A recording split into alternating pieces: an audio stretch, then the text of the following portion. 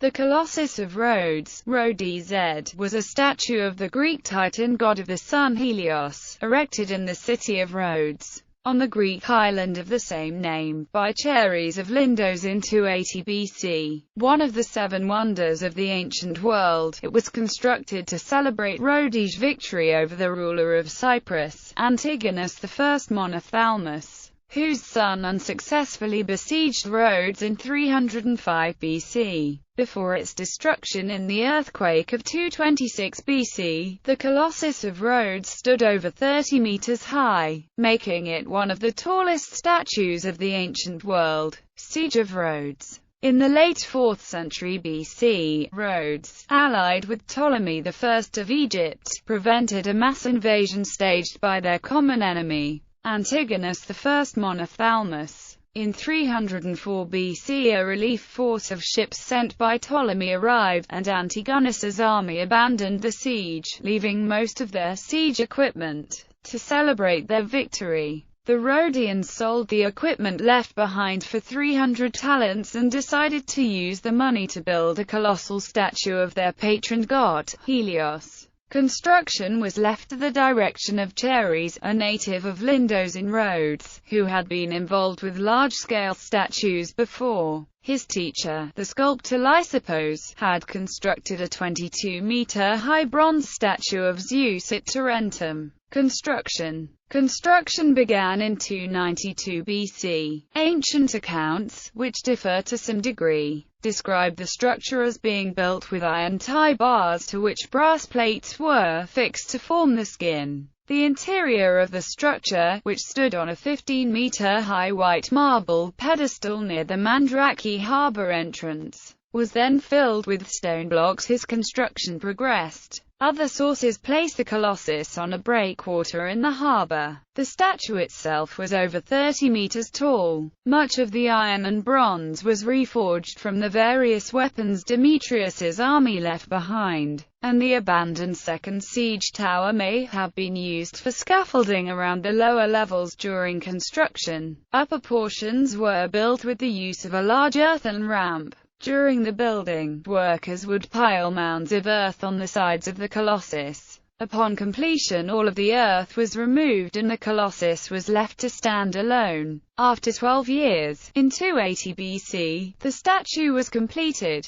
Preserved in Greek anthologies of poetry is what is believed to be the genuine dedication text for the Colossus. To you, O sun, the people of Dorian Rhodes set up this bronze statue reaching to Olympus, when they had pacified the waves of war and crowned their city with the spoils taken from the enemy. Not only over the seas but also on land did they kindle the lovely torch of freedom and independence. For to the descendants of Heracles belongs dominion over sea and land. Modern engineers have put forward a plausible hypothesis for the statue construction, based on the technology of those days, and the accounts of Philo and Pliny, who both saw and described the remains. The base pedestal was at least 60 feet in diameter and either circular or octagonal. The feet were carved in stone and covered with thin bronze plates riveted together. 8 forged iron bars set in a radiating horizontal position formed the ankles and turned up to follow the lines of the legs while becoming progressively smaller. Individually cast curved bronze plates 60 inches square with turned-in edges were joined together by rivets through holes formed during casting to form a series of rings. The lower plates were 1 inch in thickness to the knee and 3/4 inch thick from knee to abdomen, while the upper plates were 1/4 to 1/2 inch thick except where additional strength was required at joints such as the shoulder, neck, etc. Destruction. The statue stood for 54 years until Rhodes was hit by the 226 BC earthquake, when significant damage was also done to large portions of the city, including the harbor and commercial buildings, which were destroyed. The statue snapped at the knees and fell over onto the land. Ptolemy III offered to pay for the reconstruction of the statue, but the Oracle of Delphi made the Rhodians afraid that they had offended Helios,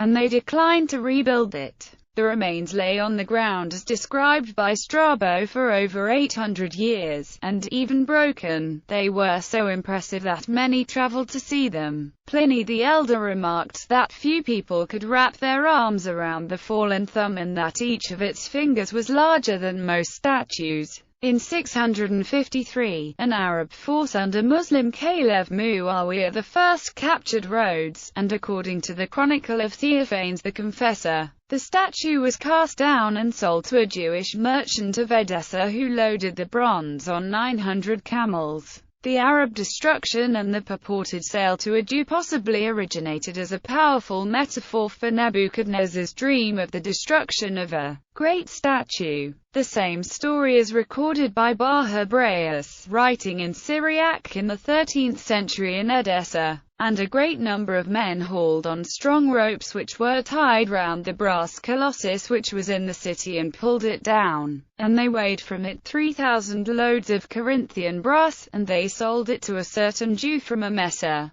Theophanes is the sole source of this account and all other sources can be traced to him. Posture. The harbour straddling Colossus was a figment of medieval imaginations based on the dedication text's mention of over land and sea twice and the writings of an Italian visitor who in 1395 noted that local tradition held that the right foot had stood where the Church of St. John of the Colossus was then located. Many later illustrations show the statue with one foot on either side of the harbour mouth with ships passing under it.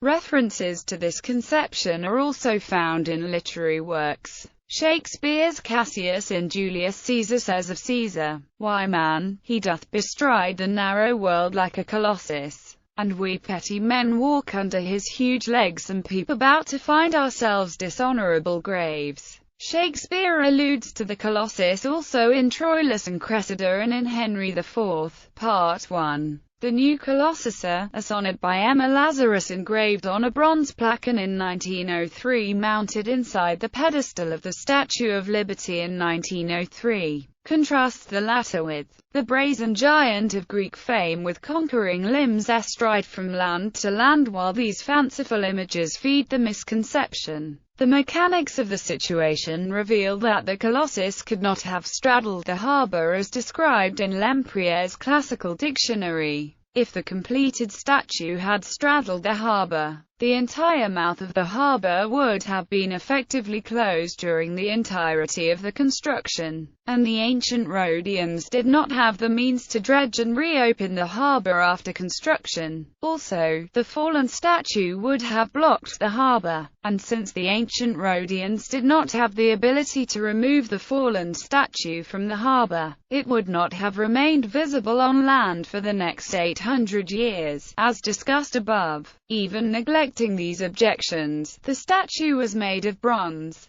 and engineering analyses indicate that it could not have been built with its legs apart without collapsing from its own weight. There is also no evidence that the statue held a torch aloft. The records simply say that after completion, the Rhodians kindled the torch of freedom. A relief in a nearby temple shows Helios standing with one hand shielding his eyes, and it is quite possible that the Colossus was constructed in the same pose. While we do not know what the statue looked like, we do have a good idea of what the head and face looked like, as it was of a standard rendering at the time. The head would have had curly hair with evenly spaced spikes of bronze or silver flame radiating, similar to the images found on contemporary Rhodian coins. Location of the ruins. Media reports in 1989 initially suggested that large stones found on the seabed off the coast of Rhodes might have been the remains of the Colossus, but this theory was later shown to be without merit. Another theory published in an article in 2008 by Ursula Vedder suggests that the Colossus was never in the port,